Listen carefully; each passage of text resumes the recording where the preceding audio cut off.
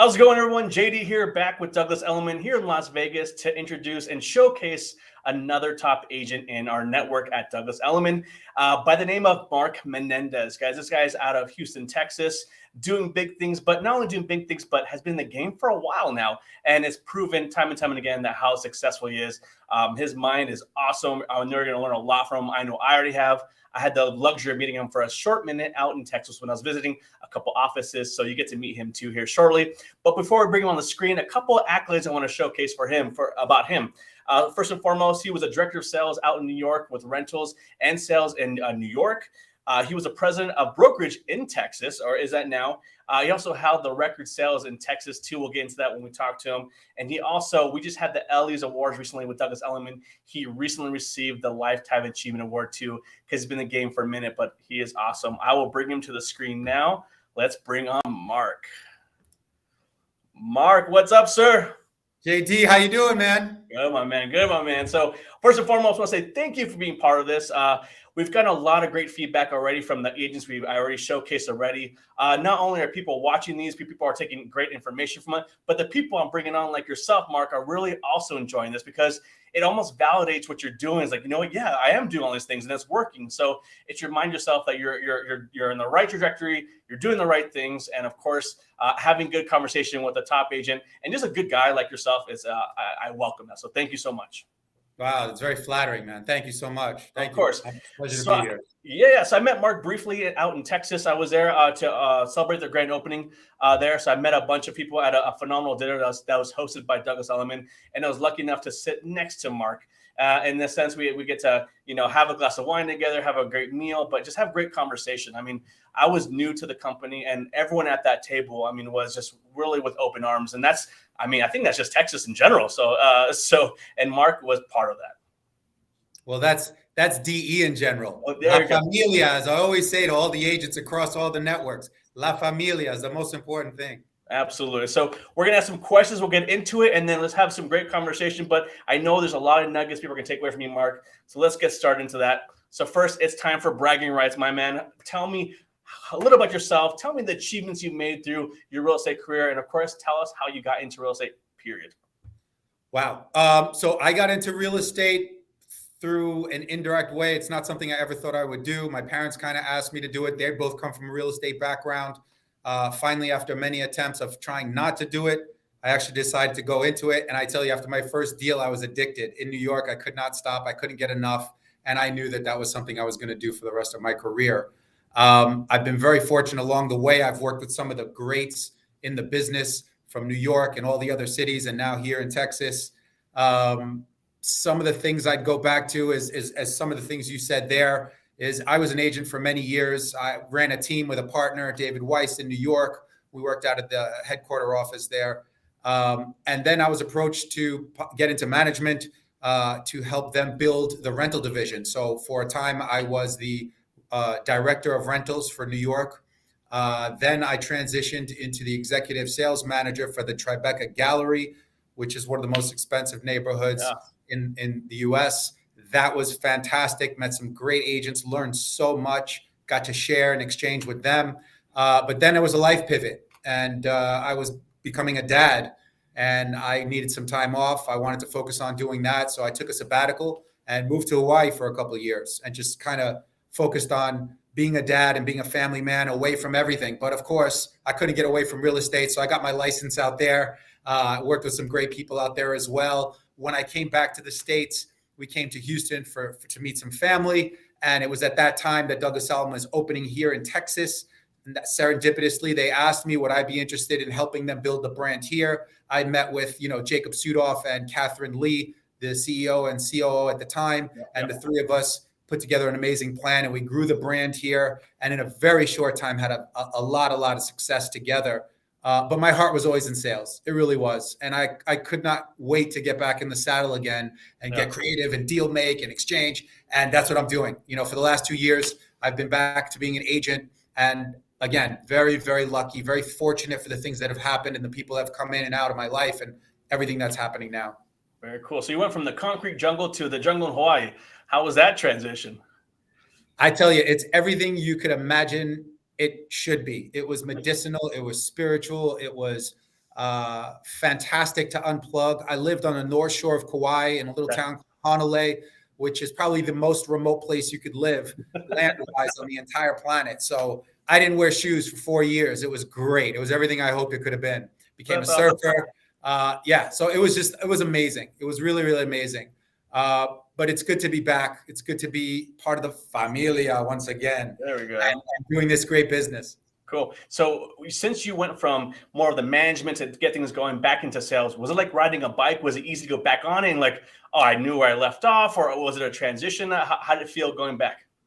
It took a little bit. The big thing with management is, and why it was so fulfilling for me, is you take the focus off of yourself. And that's very different from being an agent when everything is about you and what you do. You're the brand. Right. So in that role, you have to stop doing that and focus on helping everyone else create their own brand. So you become a blank canvas at that point. So getting back into the seat and doing this, and doing it with a little humility at the same time was a big transition, to your point. But very quickly, the excitement, the energy, and it's really about people. It's all about relationships. That's why we do this. It's all about the people. So that's what got me back into it very quickly. And then, and then you start to recognize certain patterns and things and traits and habits and characteristics that get you back in the saddle. And then it's just like that. But I tell you, and we spoke about this that time I met you in Texas, is being in the car, on the phone, doing deals is the best job in the world. It's amazing. So I'm just really happy to be doing it again. Very cool. I think every agent I've talked to thus far has something in common. They remember their first deal. It's like they remember their first, right? I remember my first. You remember. It's one of those things that really gets you hooked. You're like, okay, I could see myself doing this for a long time. Not only because, there's commission involved, but the feeling of your clients being happy, like they're being happy, everyone's happy. Like, all right, this is a great situation. It's a great feeling. So it's besides the commission, of course, that's obviously great. Don't get me wrong. But yes, having that deal, that first one to go, all right, because it's not easy, right? The first one, the start to finish, there's a lot of nuances, new things happening. But to have it close, you're like, all right. And then you're on to the next. Yeah, and that first deal I'll never forget, because a little side story is it was a rental. I was in the city. I got a lead. I took them out. I think I showed them 4 or 5 apartments. Sure. Expensive apartments. I remember it was almost like I want to say like $8,000 or $9,000 a month. And they took the 4th apartment, I think, and I wrote the lease. I did the deal, and a month later, I had a fat 1 month's check for commission. I was like, this is amazing. This is not like lifting boulders in a quarry. I used to work in construction. That's hard work. This is the gift. So I almost felt a little guilty. But then as time went on and deals got more difficult, I realized that first one spoiled me, because it really does take a lot. And it also takes a lot of ingenuity and creativity and thinking and commitment and hard work. So there's definitely value in what you do. 100%. It's funny. Another couple agents too. Their first deal was his major deal, right? I interviewed Christina Longo. Her deal was a big one deal, that like a couple $1 million, right? It's like, oh, this is cake. This is easy. But then you realize, oh, it's not always like this. You're gonna have fallouts. You're gonna have this and that. So, but trust me, I think. Tell me if I'm wrong. This industry, what we're in, has probably the highest of the highs and sometimes the lowest of the lows. You know what I mean? And it's like that. So learning to manage your temperament, manage your emotions is super important. And of course, having thick skin goes a long way in this industry. Absolutely. With the old saying, feast or famine on this job, right? Commission-based sales. And they always say the top 20% make 80% of the money. Right. But what I've learned is that if you persevere, if you're consistent, if you're regimented and you don't give up, eventually it'll happen for you, right? Yeah. It's all the difference between success and failure in this business is execution. If you execute, it's going to happen. For some, it'll happen quicker, but eventually it'll happen if you just stay the course. Absolutely. There's so many people who drop out of this industry because they don't give it time. Right. A lot of this is actually just having time and creating that portfolio. Having repeat clients is important too. Right. So a lot of that goes super important that you stay in the industry for long enough to really see if this is what you want to do. Because I do believe that, a lot of people bow out pretty early because they want that immediate. Like they might know 1 or 2 buyers or sellers immediately. And after that, what happens? To your point, it dries up. If you're not consistently doing something, building your portfolio, building your Rolodex, reaching out to clients or whatever it may be, it's going to dry up fast. And especially in markets we're seeing today, you got to be creative. I mean, you got to be creative, and of course, utilize what you've learned over the years, because there's so many different financing options right now, different tricks you can do right now. I mean, people are getting done deals that I've never seen. I'm doing one right now. I've never even tried it, and it's working. I'm like, okay, that's back in my toolbox, right? So it's to be creative is super important, but obviously longevity is important to see the nuances and the different kind of deals that are happening, especially today. Yeah. Yeah. And I found something interesting about this career too, is that it allows a great opportunity for somebody that has both a creative and a structured mind, right? So you can be very business minded and still have that creativity, incorporate both of those skill sets to create something pretty amazing doing this. So it's awesome. Yeah, no, for sure. And that's what I'm lucky to have. I have a team who is someone very strategic on that side. I'm more the creative side as well. I like to do a lot of more of this and networking. So having someone on your team or someone you look up to or mentor helping you with what that looks like is important, because not everyone has that both sides of the brains, right? Business and also, design element kind of thing. But if you can mirror the two, like you just said, Mark, it's really, really impactful. It really is. Yeah. Well, look at your success, right? Perfect proof in the pudding. Well, I try. So next, obviously, this year's new. Obviously, we're in already mid-March. I mean, we've already had 2.5 months go by. I think we're dealing with a different kind of market. So what does your business look like in 2023? I'm very bullish on Houston luxury. And that's really, I only do the upper luxury market. And the reason why is because after all these years, my toolbox really lends itself to that. And there's a great opportunity here because I still feel like Houston is pretty much undiscovered. It's still kind of a new market on a national scale. And there's a lot of people coming into town here that are just discovering that. So I would say over the last 6 to 8 months, we've seen unprecedented activity in the ultra prime market, which is 10 million above. Historically, that stuff, that's one deal every 2 years. Stuff is happening a lot faster now. There's a lot more people looking in that sector. And typically that was Dallas and Austin that saw those big ticketed sales happen. But now it's starting to happen in Houston. So that was a big piece of the puzzle that I've been waiting for the last couple of years that I've been here. And it's starting to happen now. So very optimistic about 2023. I hear constantly people moving in from all the different cities and regions, and everybody's coming into Houston. And this seems to be the new frontier, So I think business is going to be fantastic. I assume that from this point on, our spring cycle will probably be, don't bet your money, but I'd probably be a record-breaking season. I'm going to hedge my money on that one. There you go. So obviously being in Texas, you said that we even had that kind of sales ever in the history period. I mean, just new money kind of thing. Is that what you think really opened the eyes for Douglas Elliman to kind of enter into that area?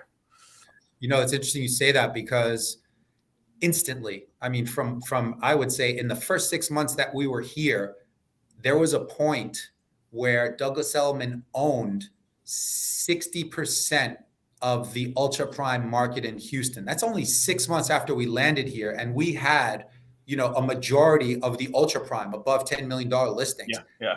I don't know if that's ever happened before, but it was a huge impact for us. We came in, guns blazing, for lack of a better term, down here. Yeah. And it really made an impact. And I think that's what helped lay the tracks for the company. And I think that's what attracted a lot of the talent that we have here. There's some amazing agents that work not only here in Houston, but in Dallas, Austin, and San Antonio. And you've gotten to meet a couple of them. They're great. So that's really what made the impact is the ultra prime for us. Douglas Elliman has just kind of owned it. And that's our DNA, right? 100 years in New York doing exactly the same thing. We came down, we were not a well-known brand. And in a very short time, just kicked the door down. And people were like, wow, you guys are really doing some great things. So it's been great to be a part of that, That's cool. So I did a podcast with Peter Hernandez not too long ago, kind of doing a role play. And because I'm in a new market in Vegas, having Douglas Elliman being new here, right? Since July of last year, roughly. And so we had a role play on how to really talk about a brand that people may not have heard about because they weren't in the current market. So it's kind of, how did we present that? What did that look like? So how did you present that in the new market being in Houston that people might not know of? They know other brands, but Douglas Elliman being predominantly on the East Coast, what that look like for you? And was there a little pushback or any more questions following that? That's a really great question. And I'm happy to answer this one because I'm proud of what happened. The narrative that I used, and I use this not only with the clients, buyers and sellers, but with agents that were talking about, what is this new Elliman thing is. aside brand, when you talk about the brand and the prestige of what it is, it doesn't translate to somebody who's never witnessed the brand. If they don't see it in the paper, if they don't see the ads, they don't know the prestige. So what are they talking about? So Right. what I conveyed to them and the value that I talked to them about was, again, the familia, the network. It's a real thing. It's not just that we have offices in other regions, is that we have relationships with people Right. in the other regions. We talk, we hang out together, we're friends. That is a huge value because right now, real estate's a global commodity. People buy from anywhere. People Right. buy remotely. People buy sight unseen. So being able to call somebody like you in Vegas and pass on a relationship, and it's not just, hey, I looked up this guy. He's the top producer there. Let me 100%. introduce you. It's, Yeah. I know JD. Yeah, He's yeah. awesome. He knows how to get it done. He has a great team. He owns the market. Let's talk to him. And we're on the phone. Right. So the network, the relationships, the La Familia is really what sold people because they were like, really, nobody's ever spoken to us that way. So as people started coming into the company and they kind of leaned in and dived in and started going to the events. And you know what's funny too is we came in 6 months later, we were in COVID. So we had this tremendous challenge that we couldn't really commute. We didn't have any of the events. So unfortunately, a lot of the Texas agents never got to really dig into the Elliman events and the network. But that's what I use. And it's translated because I can't tell you in the short time that Elliman's been here in Texas, the referrals that are going back and forth to the cities here, unprecedented. It's amazing. Oh, yeah. That's exactly what I said of mine too. I was like, the connections that you're literally one call away from anybody in almost the world with Knight Frank as well on anything you need. And you're not going to get a voicemail or you're going to actually talk to that person immediately and go, what's up? How can I help you? You're coming out? Let me take you to dinner. I mean, it's that kind of La Familia, same feeling that I've gotten, and it's translated through everybody. I mean, even if you're a new agent and you're more experienced, I mean, you're still talking to everybody, and it's great. I truly believe in that, and that it's interesting. We're different states, but we're one team. I mean, we're really one team. You're literally handing the phone to someone else to over there. I mean, it's that nice. And I mean, obviously, what we're doing here, Mark, it just shows that's what we're all about, and that's great. So that was my selling point too, because here in the West Coast, I mean, in Las Vegas, excuse me, it wasn't prominent. Douglas Elliman was not heard of, and I get it. Why would they? I mean, it's unless they're watching maybe $1 million listing. Other than that, you might not have heard of it, kind of thing. So once they show what we do and our billions of sold and how many top agents we have, the number one, I mean, it's like, all right, we're good. You know what I mean? So I have no problem selling us. It's actually kind of fun to tell because I might get proud every time I say it again. So I'm okay with it. But it's a matter of time where people go, oh, DE, yeah, you're good. You know what I mean? Yeah. And I'll tell you a quick story. So Please. That night that we were having dinner in Austin, the night that I met you, There was another agent who had just joined from a big competitor whose name I won't say, but he had just joined Elliman.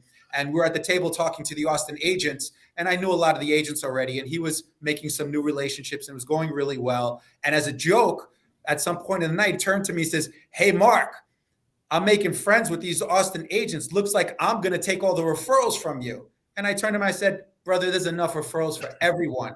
And he looked at me stunned and he says, you know, at my last brokerage, that would have never been a consideration. They would have instantly became jealous and there would have been a lot of animosity and fight. I could never tell a joke like that. I told him right there on the spot, I was like, welcome to Douglas Elliman. That's cool. And that's a good story. And then I truly believe in that too. Everyone I've come across has not had, I mean, it's nice to have that competitive spirit. Don't get me wrong. That's the fire in us for sure. Don't get me wrong. But at the same time, I truly believe there's plenty to go around. Everyone's got their niche. Everyone's got their clients kind of thing. And it's obviously our goal to maintain our clients. If we're not doing our right job or right thing, they could leave us. I mean, so therefore, you know, we got to make sure we're doing our best, right? So they're not forever our clients just because we used them. They use us once. We got to continue doing the right thing. And that's, you know, reaching out and doing everything else. So I like it. So back to my next point, because the market is different right now, at least right now, with an increase of rates and homes being in the market a little longer, as a listing agent like you are, Mark, and we'll go back to your really cool sale in a little bit. What are you telling your clients right now in this different market? I mean, it's important they know what's going on, what to expect, what's been selling, what's not selling, what's sitting. What does that look like for you? And that will help other agents who are watching this kind of talk to their clients about this.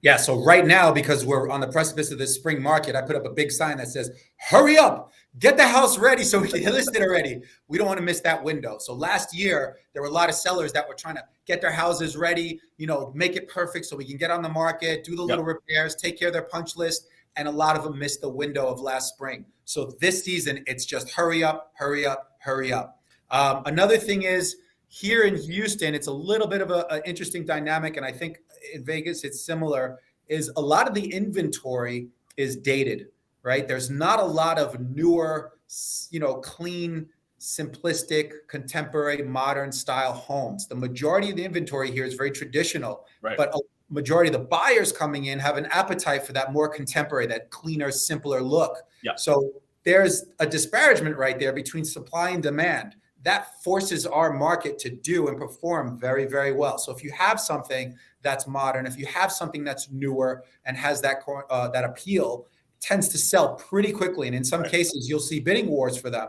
The more traditional stuff can sit, so it depends. That's kind of what we're talking about now is, a big part of our marketing here is reimagining houses, because as you know, many buyers don't want to invest in the work, right? They just want to move in, they want to bring their toothbrush, and they don't want to deal with the headache of renovating or modifying a home. Right. But if you're able to translate that, if you're able to create an ease where they see that opportunity could bring great appreciation in the investment, and that it's not going to kill them and they're not going to end up with a GC who's going to run away with $100,000. If you can make that easy for them, then all of a sudden they see an opportunity and a lot of people will do it. And you have buyers that are buying the traditional stuff and converting it, or they're even knocking down homes just to get the location. So that's kind of the conversation, the dialogue we're having here.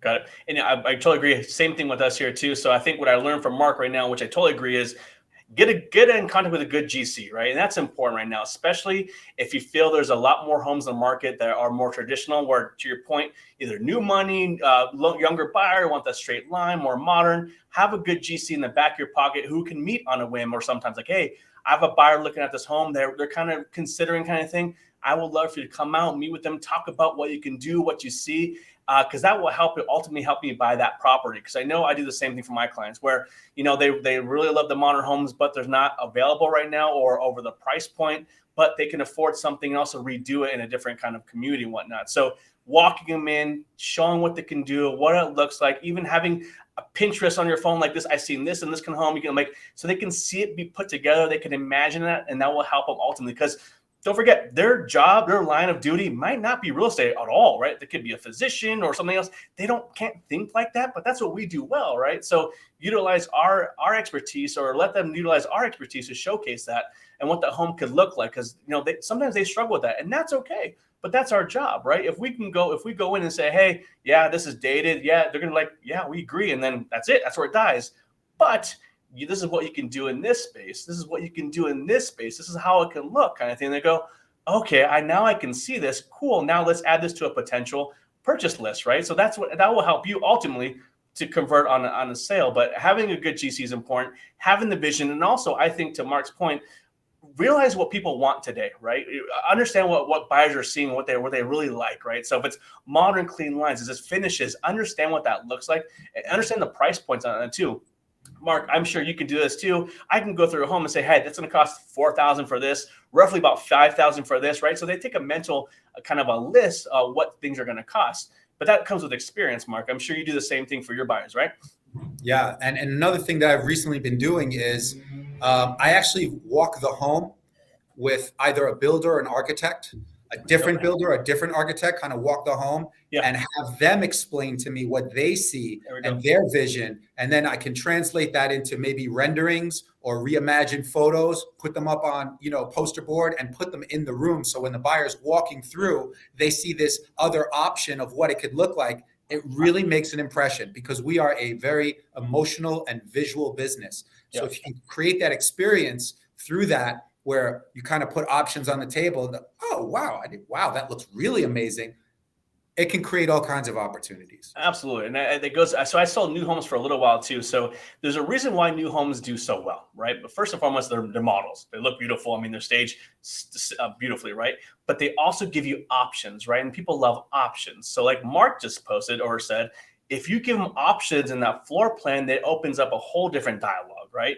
And now after that home, you show them every other home after, they know there's options, right? So now they're just open to a lot more homes than just the one or two. So that will also help you too. But that's a good point. I like that renting opportunity or walking the home prior with the architect to see what you can do. How many times have you shown a client go, is that load bearing? Is that like, I don't know. You know what I mean? I think it might, but imagine if you had the answers prior to that, that'd be huge.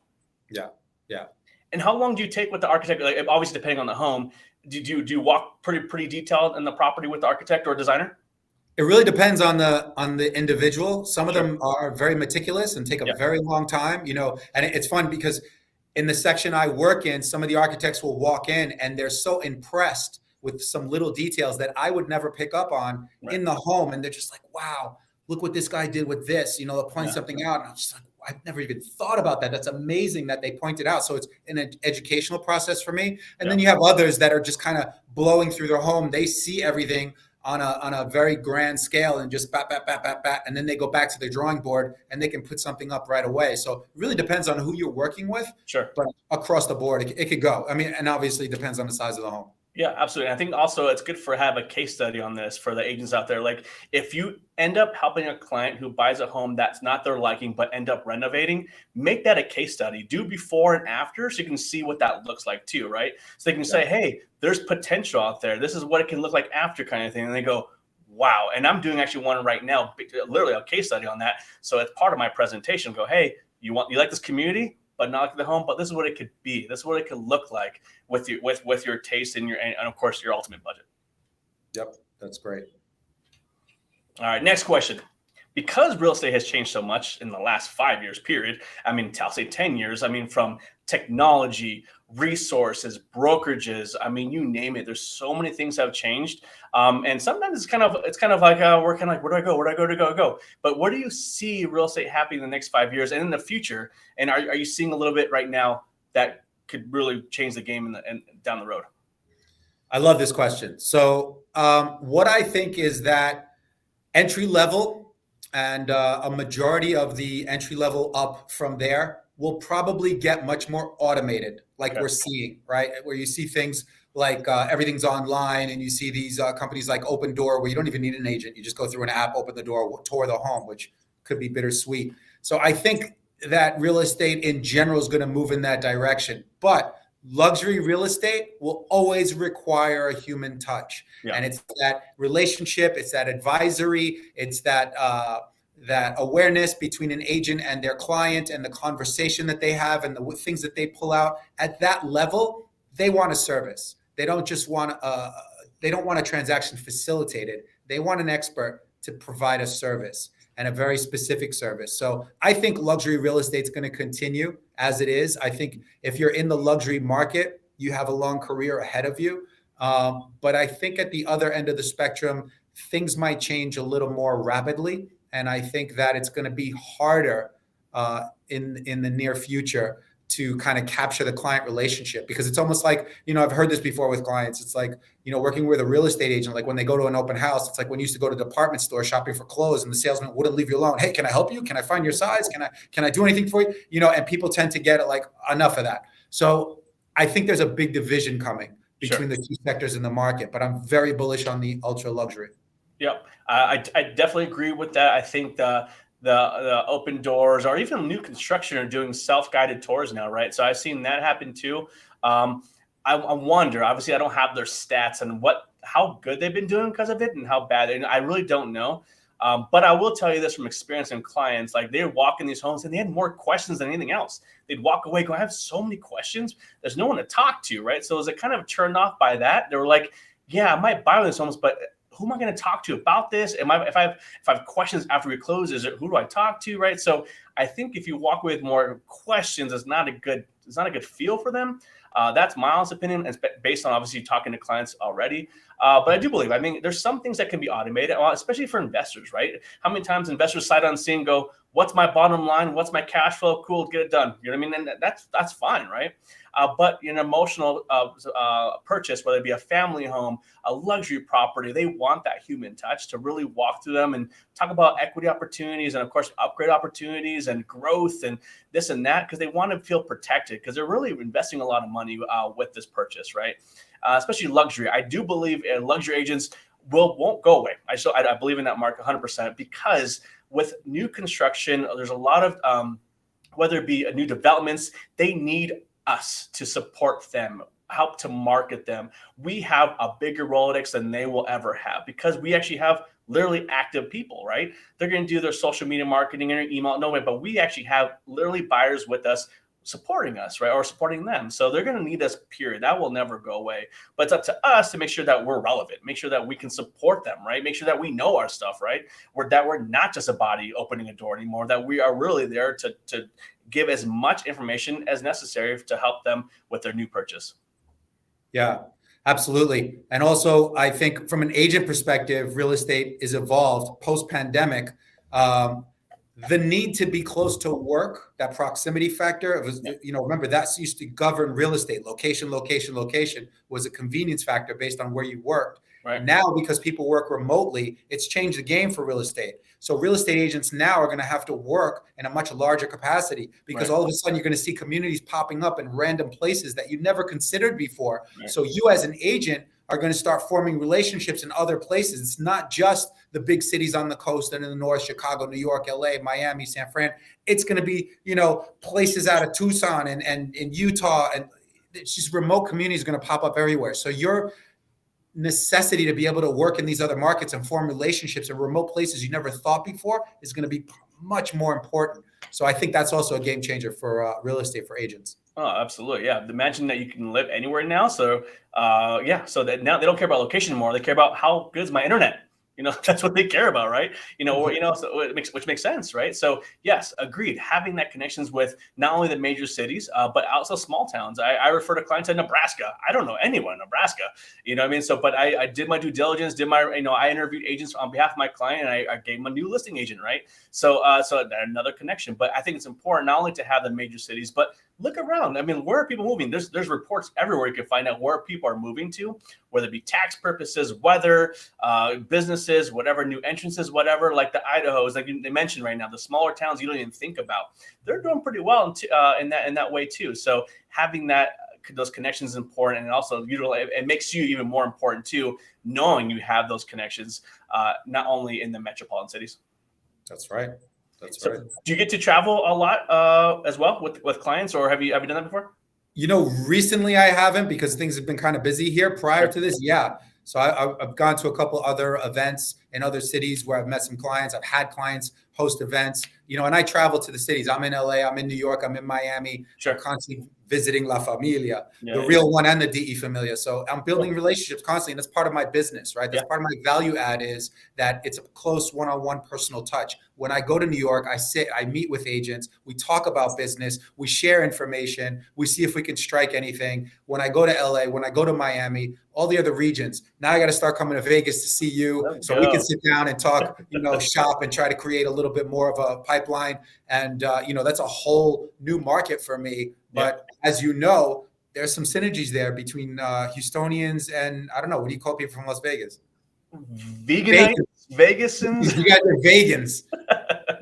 Yeah. So no, I agreed. I think it's important. So what I'm going to do starting this year, I refer some high-end clients across the country, whatever. I'm actually going to go out as well when they go to those places, right? To not only obviously be with the client, because they also love that, knowing that you really care, like you're actually there too on top of that, but to support the local agent too. Like, hey, I'm just here to support you guys. Like I'm this is your territory. You know what I mean? You showcase that. I'm just here to bounce ideas off, kind of thing. So I'm gonna start doing that moving forward. But it gives that extra touch, Mark, like you said, that extra touch. They're just like, man, this guy is flying out as well. I mean, that's so cool. And so I can't wait to do that too. But I also can't wait to obviously see other markets. I mean, I've seen a good amount, but I can't wait to the markets I'm not familiar with, to engulf myself in there. But I also love, I'm a nerd for real estate. I love different architecture. I love different buildings. I love different sizes, small, big, high rise, you name it. Call me a nerd. I still love it. I still enjoy it. And to tell you the truth, I like nuanced stuff or just random stuff. You know what I mean? Cool story. I was just touring a Siegfried and Roy's home here in Las Vegas, and it was very unique. It had cat pools, cat cages. I mean, stuff that you don't see in any one property, but it was cool. Not only was it a piece of Vegas history, but it was so different. And I'm sure you come across properties all the time, but when you come across something different, you're like, oh, this is nice. Oh yeah. Oh yeah. Every once in a while. And there's some storied legacy properties here with all kinds of stuff in history. It's Yeah. great. It's really great to uncover stuff like that. So to your point. Yeah. So before we get to the next question, I got to boast you a little more. You had a record sales price in Texas. I know you're not one to brag, but just tell us a little about that, just to showcase. Yeah, so this was a huge property. It had been on the market for quite some time.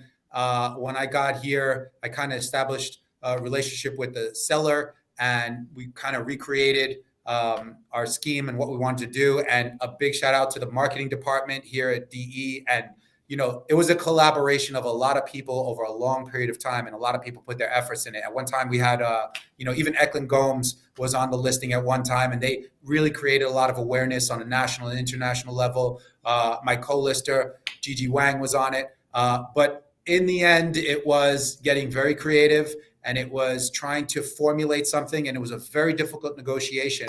But the property it's not just an ultra prime for Houston. This property was something that is one on a global scale. It was really, really amazing and very unique. And we found the right buyer. And it took a lot. It took a lot, and it ended up being the highest price sale in Houston's history in the MLS. So we're really proud of that. And again, a big win for the company and everybody involved. And it really set the bar for what we do. And, we have that reputation in other markets too. We go into other markets, we take on the luxury, and we end up breaking records. No one could see this coming, and it did. So again, we feel very fortunate for that happening. But, it was a village that put that campaign together and made it happen. But it felt very good. It felt very good at the end of the day to have the seller come back and say, you guys did some really smart things here, and you really made this happen. And that's the validation, even more than the commission. That's the stuff that keeps you going, and you're like, can't wait to do it again. So that's where we are, trying to replicate it. I was gonna say that it might be the highest price now, but I know you're trying to one up yourself, I guess. Yeah. Yeah, we'll see. We'll see. And again, I'm very bullish. I'm hoping that this spring brings something to the table, and if you have anybody in Vegas that's looking around for 20 plus million, tell them to come consider Houston. We've got some great deals here. Right on. And that like Vegas, we never had that kind of price point. We have a listing. I think we're listed for 30 million in Vegas. I mean, my goodness, not too long ago, I would say a good 15, 20 years ago, when you hit over $1 million in Vegas, you're like, wow, that it's extravagant home, right? I mean, just looks like the Caesar's Palace, it's got crazy pools and what now. But now $1 million gets you a good home. Don't get me wrong, but it's just different now, right? I mean, now we have ultra luxury here as well. We've had 3 sports teams added in the last 5 years, so a lot more money here. I mean, we might add another team or 2 in the near future. So it's changed landscaping altogether. But it's refreshing that also people are investing in our city, just like Houston, right? People are, whether it be businesses, they're calling Las Vegas and the Hollywood of the desert right now, because for tax purposes, Mark Wahlberg just bought a home out here, and others are going to follow suit pretty soon, because obviously taxes. I mean, you guys get it too. Same thing for us, so people are moving here for various reasons, but it's nice to see the change here. And we love to see people who really, really love it here. And I don't know about you, Mark, but here, when people move here to Vegas, they always say, wow, I wish I moved here sooner, because I realized how nice it was. I didn't realize people lived out here and lived a normal life, not just being on the strip. Yeah. And to that point, that was my experience when I came to Houston. You have these preconceived notions of what you think a city is before you actually visit. And then you spend some time here and you realize that Houston is a very sophisticated cosmopolitan city and has so much to offer. So they're driven by a multitude of industries. It's not just oil and gas, which we are, the capital of energy in the United States, but Right. You have the medical center, which is the largest medical facility in the entire world. And MD Anderson rivals, some of the other hospitals, is the best cancer treatment center in the world. So that you have the port, you have Port Arthur, you have Galveston, which are major, major transportation hubs. So shipping, logistics, and deliveries all coming through this port, Sure. because it's easier as a centered city to get to the 2 coasts. So that's driving the economy. You have, tech. And so there's so many industries that drive this city. It's not just one. So if one is kind of down, the other one supports, and it's back and forth, and it's bringing a diversity of people into this city. And another hidden gem that no one really talks about is this this amazing coastline on the Gulf of Mexico. So 45 minutes away from downtown Houston, you have an awesome beach. Yeah. You know, and at certain times of the year, you can surf it too, which is a big deal for me. But yeah, having that coastline, which goes all the way down to Mexico, hundreds of miles of coastline, is the most undiscovered and exploited gem of being here in this city. And Texans know about it, but the rest of the country may not quite know what is here. So it's still it's unexploited, it's undiscovered. This is the frontier. This is where it's happening. I'm all about Houston. Yeah, we may not know it, but we know now. So thank you, Mark. Well, don't tell too many people. That's so funny. We're the same thing in Vegas. We're like, we want people to move here, but take it easy. Take it easy. Yeah, no, we're the same way. But I think it's important for agents out there, understand who's moving into your city too, right? When you get that high-end listing, they're going to ask, who's going to buy my home? Well, let me tell you this. Right now, we have this going on. So they want to know that too. It's also good to know about your economy, your local economy, what's happening. But like Mark said, know the details. Who's coming here? What businesses are here? Who's thriving here? Who's moving here? Because that's going to help you obviously win that listing too. So you should be doing that regardless. But like Mark said, also say it with passion, right? You're saying like, we have this going on. We have this going on. You're selling your city, not only yourself, but your city. So bring that passion along with when you're talking about that too. But I'm like you, Mark. I like to know my stats. I like to know what's happening here local because people utilize me for everything. Your goal, if people are going to ask you about the best restaurant in the city, you want a client for life because now they're just going to use it as a resource. And that's your ultimate goal is to be a resource, period. Unless they negotiate your commission and then you send them to like a mediocre restaurant. Yeah, there's a Taco Bell just around the corner. Exactly. All right, next question. All right, because obviously, like you said, the market has changed, the landscape of real estate has changed. If you're a new agent, what would you give advice to? And if you're an established agent, what would you recommend to continue doing, or maybe try this? Yeah, I love this question as well. So my biggest thing with agents is I tell them, you've got to be excited about this profession. You've got to inject passion and energy into what you do. Believe in that you love this job and that, you have crazy excitement and joy when you do it. Because like I said, the creativity part, the structured part, all those things you do, if you get jazzed up about that and you have a high energy, it infects people. It infects your clients. And even if you're not the best agent, or even if you don't have the best listings, or you're not at the top of the, producers list, just the fact that you have this infectious joy and energy and you come to work every day amped and confident about what you're doing, people will want to work with you. It's the law of attraction. You'll have people come from all over the place. They're just like, man, I want to hang out with that guy. He's got something going on. So that's probably the most important thing you can do.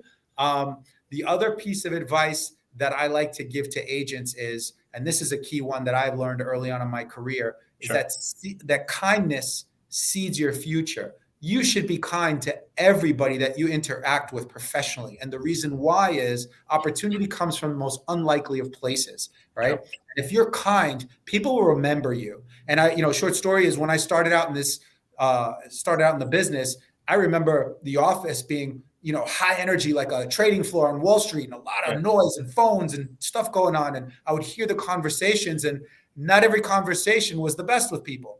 Sometimes agents that didn't have time, or they were so caught up in the moment of what they were doing, they didn't have time to pay attention to the other person that was calling. And sometimes it was a ridiculous call. It could be a vendor. It could be another agent who didn't know what was going on.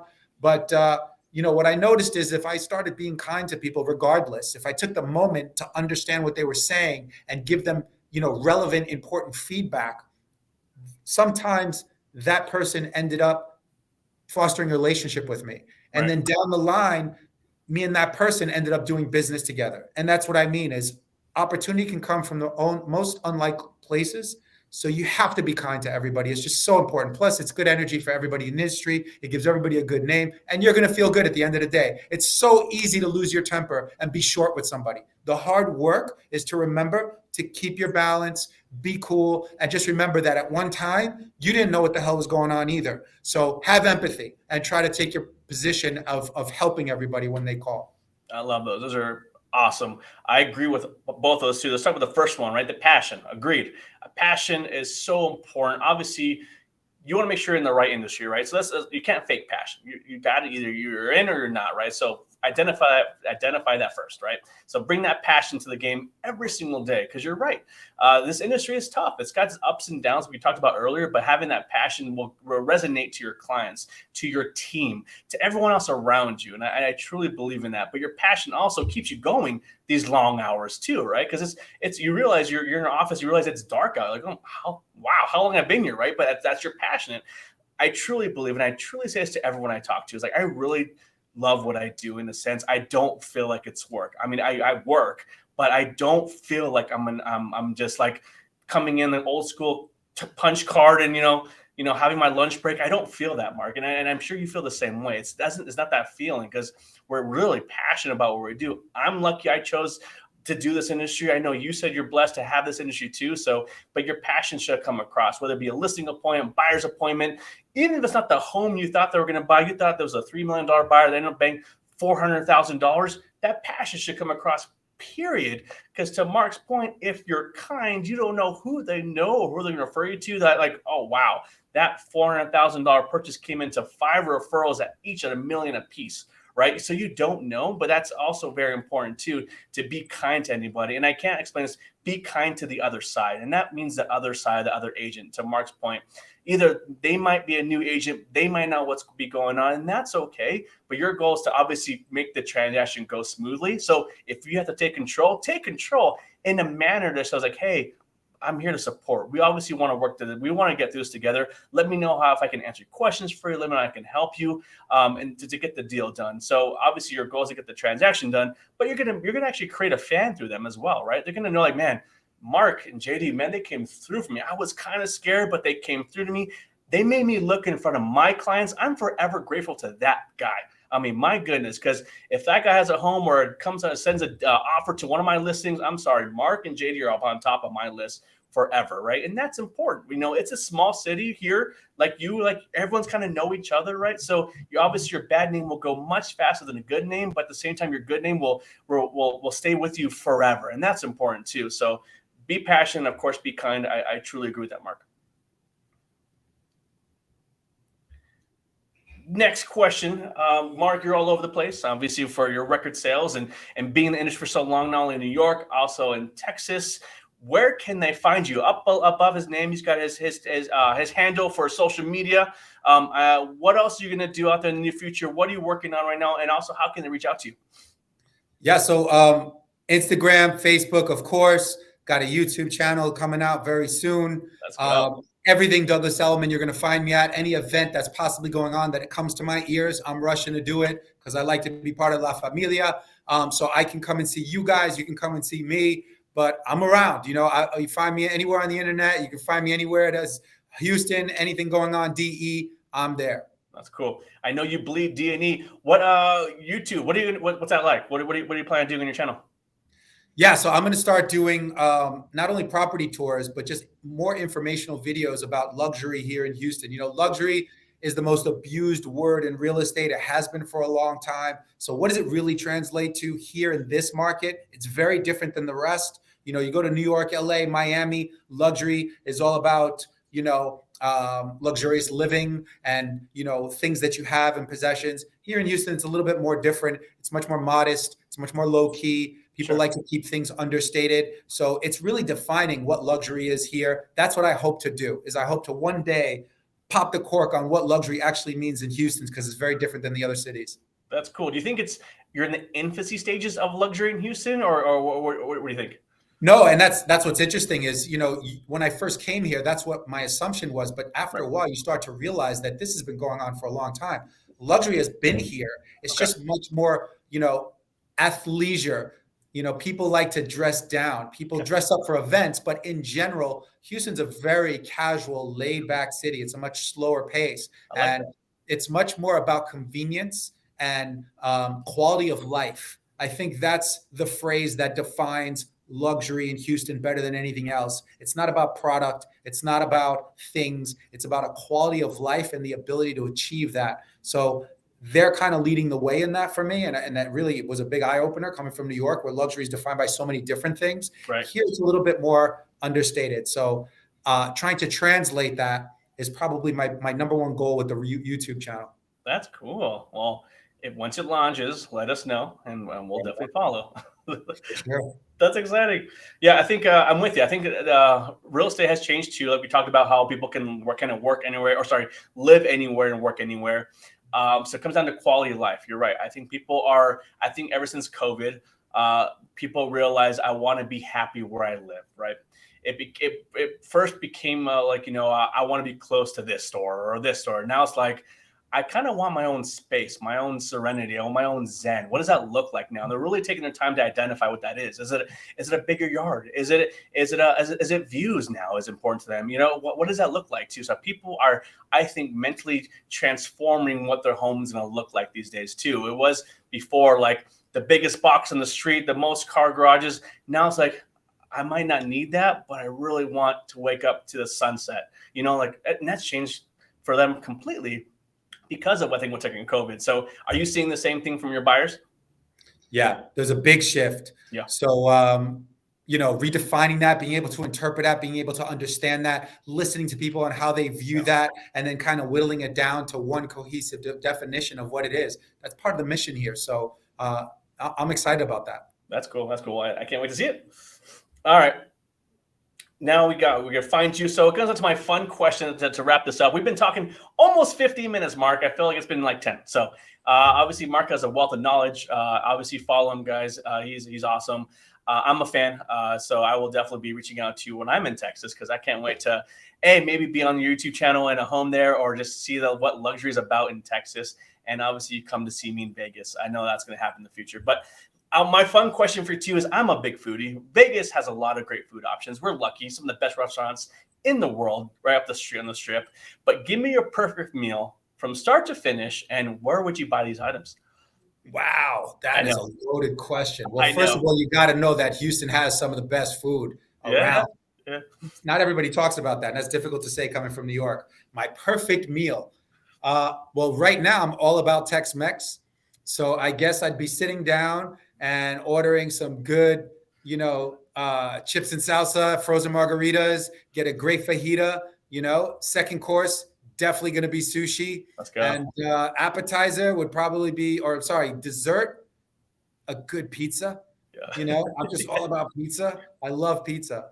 And surprisingly, there's some good pizza shops here. Where would I get them? I have my favorites all over the city. Yeah. Tex-Mex right now, there's one or two places that I really love. On the high end, there's a place here called Armando's, which if it comes to Houston, it's a staple. You have to go there. Okay. Some of the best Tex-Mex you can have. Pizza, there's a couple of places here. It depends on what neighborhood, and just like in New York, depends on where you are in the city, what kind of pizza you want. Sure. There's a multitude of places. And sushi, there's some great high-end places, but I just discovered this place that's like, how they have the sushi that comes around on the conveyor belt, and they've got robots serving desserts, and there's all kinds of stuff going on. I feel like I'm in Japan with all the mechanicals and stuff going on. Awesome food. That's my new go-to for sushi. So if we could put all those under one roof, I'd be a pig in heaven. That's awesome. I definitely align with you when it comes to sushi. I'm a sushi fiend. And then, of course, pizza. It's funny. I tell my wife this every single time that I love pizza so much. I can go have a full-on meal. And in New York, we can just walk by and I smell pizza like I'm having a slice. It's happening. I can't refuse pizza. That's why I tell my wife I work out just to eat more. That's literally my motivation, because I love food so much. So you're right. I think Texas might not be known for food, but you definitely said, whatever happens is bigger in Texas, right? So it makes sense for food. But I think there's a lot of good options there too, just like Vegas here too. But so that's cool. Great meal. Sounds delicious. I'm getting hungry. But Mark, thank you so much for your time, man. I want to say thank you so much. Obviously, you guys follow him. He's a wealth of knowledge. He knows his stuff. Follow him on social media. Everywhere he's going to be about. But obviously, if it's a DE event, you might see him there. That's a good odds you might see him there, right? That's right. And come see us here in Houston. We welcome everybody. We'd love to see you down here. Forge some new relationships. If you haven't been before, give me a buzz. Come down. I'll welcome you. I'll take you around. I'll show you what's going on. Let's go. Well, thank you, Mark. I appreciate you so much, my man. It's been an honor talking to you. Congratulations on our success, and congratulations on your latest Ellie Award, Lifetime Achievement Award. That's massive. I did ask him after if he's retiring. He said, "No, sir. It's just the beginning." So he's still going. So thank you, Mark. I appreciate you, man. And I'll talk to you soon. Right on, JD. See you soon. Bye-bye. Thanks.